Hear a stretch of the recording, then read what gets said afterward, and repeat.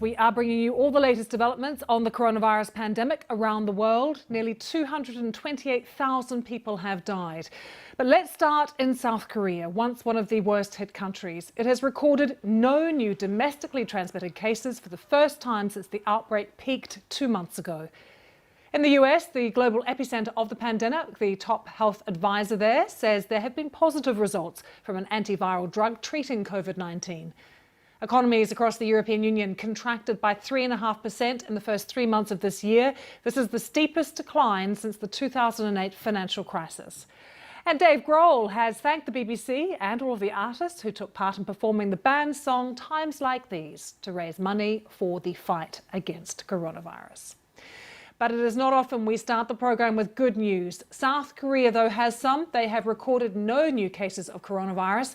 That's after one of the toughest responses to the pandemic. Let's take you straight to Seoul. We can join the BBC's Laura Bicker, who is there for us. What a landmark moment, Laura. How did they do it? It's lovely to be able to bring you this news. As a journalist who's followed this right from the start, I think even saying the word zero cases means a lot. They really went after this virus. They were ready for this pandemic. They had a test prepared within a few days of the first confirmed case. They then set up a number of labs, 100 labs, to process those test results in a few hours.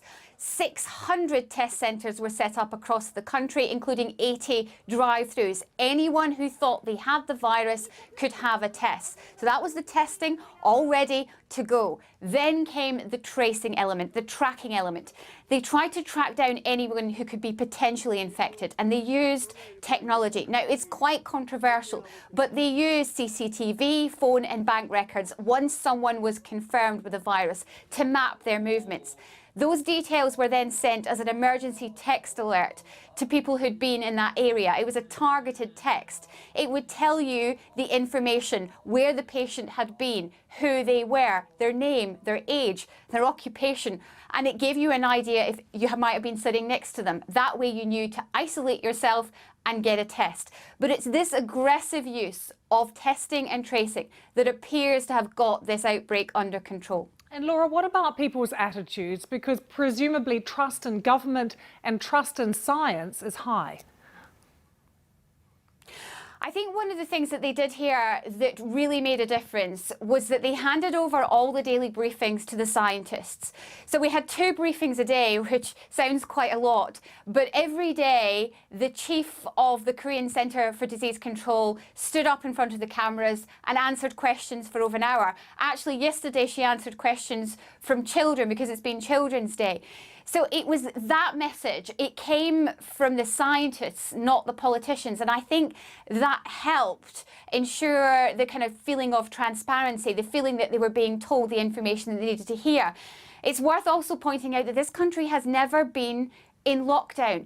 Yes, it was part of a social distancing campaign. Yes, a number of places were closed, but restaurants, cafes have remained open. Businesses have been able to trade. It's kept the economy moving, even if it's been more sluggish than before. So that has also helped.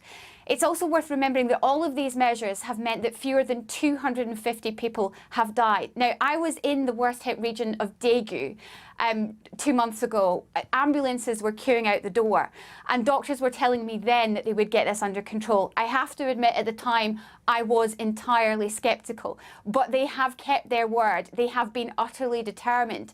And the testing, the tracing, and also the fact that they've managed to kind of make sure that anybody who's been infected has been isolated has ensured that they've got it under control, which has meant they can give one-to-one patient care. And that, they believe, means that fewer people have died. Yeah, quite a moment for South Korea. Laura, good to have you with us. Laura Bicker there from Seoul.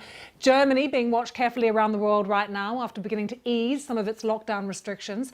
Figures released earlier today show fewer new daily infections this week than last, and the crucial R value of the virus that indicates how many other people it's passed on to is below the danger threshold. More now from our correspondent Jenny Hill, who is in Berlin.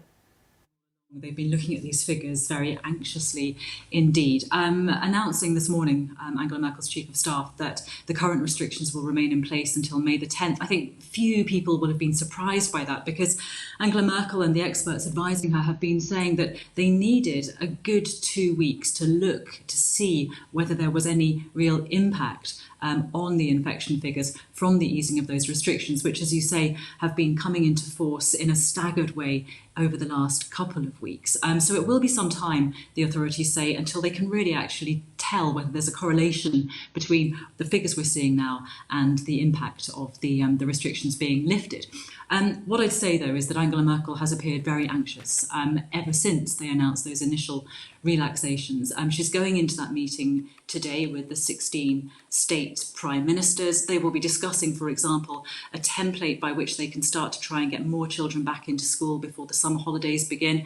She's under a lot of pressure. Economically, the picture is absolutely dreadful here. Yesterday, her economy minister said that Germany is going into the worst recession since the Second World War. There are something like more than 10 million workers currently furloughed. It's not a pretty picture, and Angela Merkel's under a lot of pressure from the hospitality sector, because restaurants, bars and hotels still can't open. So she's trying to balance all of that up. But as her chief of staff said this morning, it's going to be a little while before the authorities can really assess whether the current relaxations have actually had any impact. Well, the economic impact of the virus is beginning to show itself in official figures. Economies in the European Union contracted by an estimated 3.5% in the first 3 months of the year. It's the steepest decline since the financial crash in 2009 and comes with a rise in unemployment as well across the EU. Let's speak now to our economics correspondent, Andrew Walker. They make for grim reading, these figures. Andrew, just take us through them. Yes, so for the Eurozone as a whole, we have a figure of 3.8% decline in the first quarter of this year compared with the end of last year.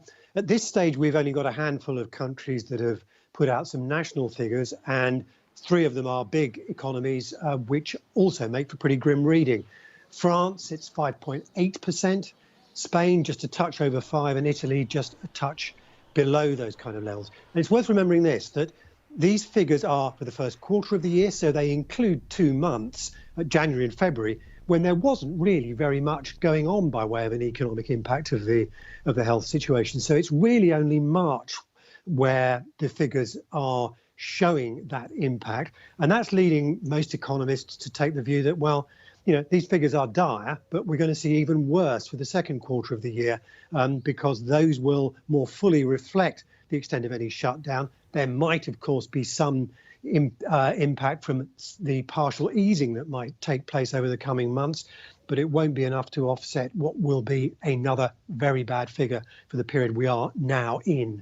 And Andrew, the European Central Bank are meeting today. What kind of levers can be pulled to help out Europe's economies? Well, we've had a statement from the European Central Bank which indicated no change in their main interest rates, but they are doing a bit more by way of measures to ensure there's plenty of money sloshing around, if you like, the banking system. They're doing some very cheap loans to the banks that are specifically associated with the pandemic. The idea basically being to ensure that the financial system across the Eurozone doesn't get any kind of seizure as a result of people or businesses being worried that if they lend money, they might not be able to get it back. The ECB was already doing a lot by way of extremely low interest rates. One of its main rates is below 0. And by this program of quantitative easing going into the financial markets and buying financial assets with newly created money. That continues. Andrew, thanks for joining us. Andrew Walker.